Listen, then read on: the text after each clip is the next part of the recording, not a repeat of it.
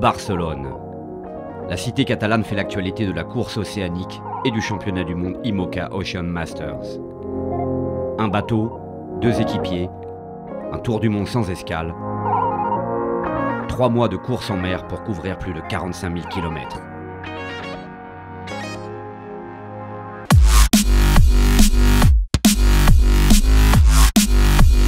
Es radical, ¿no? El día 31 estamos en casa, el día 1 nos vamos a dar la vuelta al mundo. On n'a pas de supermarché, on n'a pas de pompe à essence, on n'a pas... Il faut qu'on soit en autonomie complète, quoi. Là, on va passer 3 mois avec une personne tout le temps.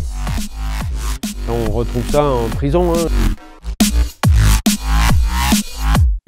Són moltes setmanes que portem preparant el barco i sí que estic un punt d'impaciència, tinc ganes de començar. De toutes les manières, quand on veut avoir du plaisir, forcément il y a les emmerdes qui vont avec. Parce qu'on a malheureusement rien sans rien. When you leave sight of land, you have a real understanding of how small we are as a human race.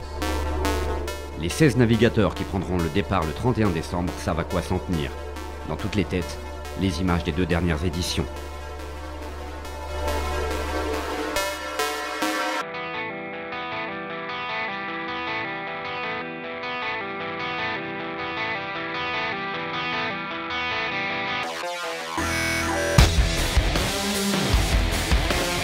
En 2008, après 3 semaines de mer, l'Atlantique Sud et l'océan Indien bastonnent la flotte. En l'espace de 10 jours, 4 des 9 bateaux sont contraints à l'abandon. L'aventure s'arrête prématurément pour des skippers de renom tels Vincent Rioux, Jérémy Bayou, Guillermo Altadil ou encore Roland Jourdain.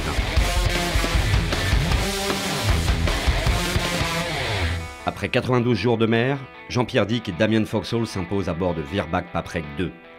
Alex Thompson et Andrew Cape prennent la 2e place devant le Temenos de Dominique Vavre et Michel Paré.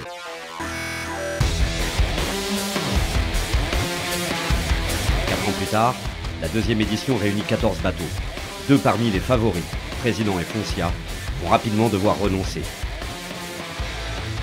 Le roi Jean Lecam et le professeur Michel Desjoyaux ne sont plus dans la course.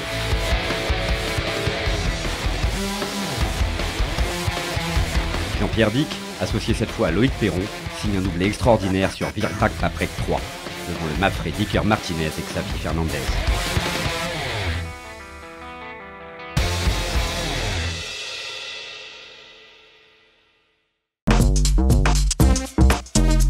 À moins de 15 jours du départ, les équipages attaquent leurs derniers préparatifs. Les équipes techniques sont à pied d'œuvre et les échanges sont nombreux avec l'organisation et la direction de course. On est tout à fait dans le compte à rebours de la Barcelona World Race. Ça va venir vite, ça vient toujours trop vite parfois, mais je crois qu'on est bien dans notre planning de préparation. Ça fait presque maintenant une bonne semaine qu'on est sur les contacts avec les équipes pour régler tout ce qui est sécurité, tout ce qui est liaison téléphonique, vérifier les numéros, vérifier tous les bateaux en détail sur tout le matériel de sécurité. On a aussi fait le point au niveau médical, les trousses médicales vont être vérifiées à nouveau, puisqu'on veut avoir vraiment un regard sur l'ensemble du bateau. D'un bateau à l'autre, des niveaux de préparation différents. Certains sont quasi prêts, d'autres ont encore beaucoup à faire. We've got 15 days to go before the start of the race, and so we've got so much catching up to do relative to the other boats. And so at the moment we've got piles of ropes and piles of sails and everything sort of scattered about, and we're working our way through the job list. On voit à peu près ce que les autres font et tout, mais nous on est plutôt concentrés sur notre bateau, quoi. On n'en est pas là à scruter et puis essayer de dire ah bah il y a celui-là qui est très prêt et celui-là qui n'est pas prêt du tout. On a tous beaucoup de choses à faire. Encara ens queda molta feina, però ja és un èxit ser-hi aquí, perquè és un projecte que ha engegat molt a última hora, però per ara anem complint tots els requisits.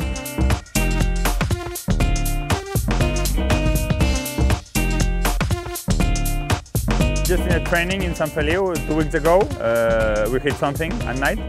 So we need to do a quick, there's a little crack on the edge of the keel. We need to fix that, and then we need to wet sand the boat. The boat hasn't been wet sanded, So we need to have a really smooth race finish for the Barcelona World Race. C'est vrai que ça va monter un petit peu en fusion, ça se verra plus sur le regard ou les visages des skippers, peut-être à moins 4, moins 5 jours, on voit que ça prend une autre dimension.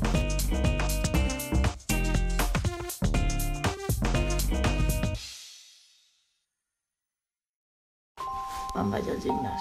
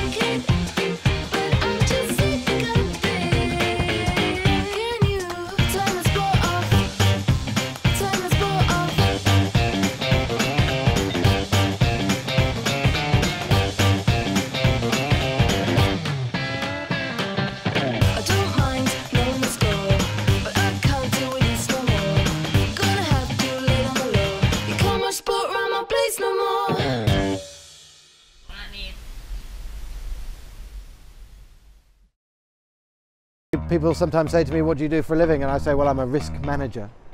I manage large amounts of risk on an hourly, minutely, secondly basis. You know, we're racing these boats very close to its maximum potential a lot of the time. These machines, as the time goes on, they become more and more easy to break.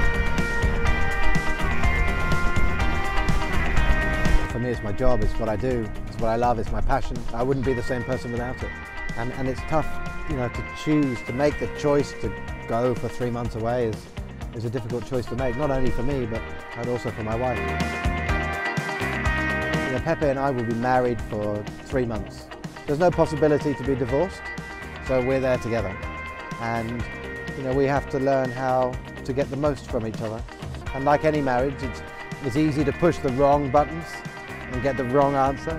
And, you know, we work hard to try and find what the right buttons are.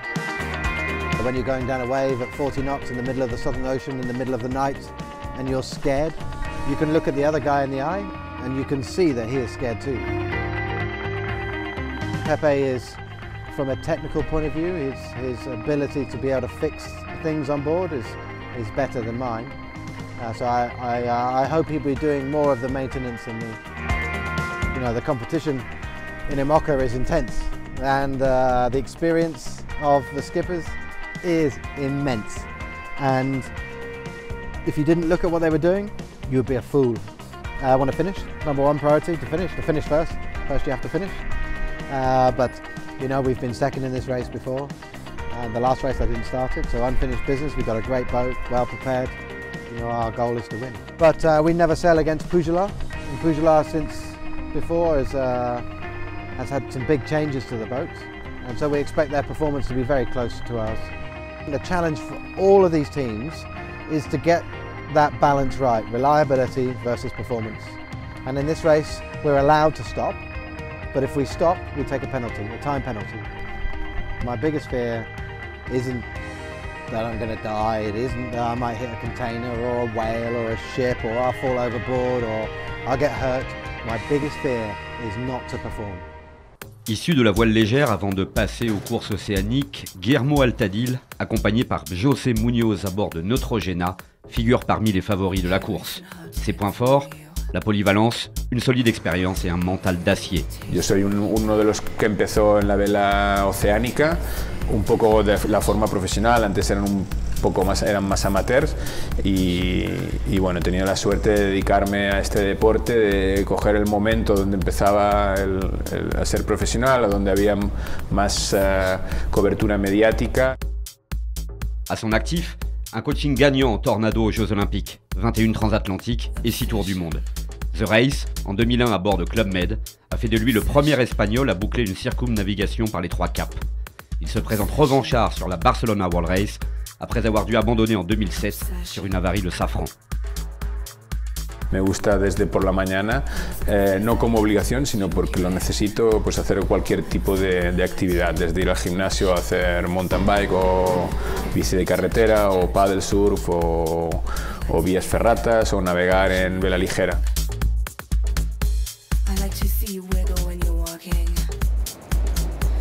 Cada parte de cada deporte te sirve para la vela o para la vela oceánica, pues uno para concentrarte, el otro para tener más agilidad, el otro para tener más resistencia. Y lo hago muchas veces inconscientemente, simplemente porque me gusta, no lo hago como una obligación, porque una de las cosas que no me gusta es tener ninguna obligación. La relación que tengo con el mar es de donde trabajo, ¿no? Es como un pescador o como un científico que trabaja en el mar. Yo trabajo en el mar donde hago mi deporte, mi pasión y mi forma de vida, ¿no?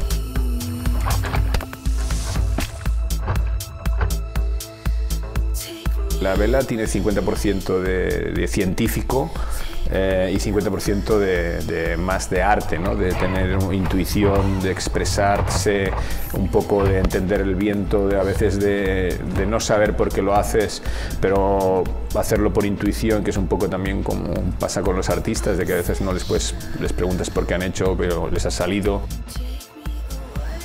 Vivir aquí en la Costa Brava para mí es un lujo, ¿no? Primero tienes el mar cerca, puedes navegar, puedes entrenar, es un sitio donde tienes a mano todo lo que necesitas, pues, o todo lo que me gusta para relacionado con el deporte, con la naturaleza. Creo que soy un privilegiado de estar aquí.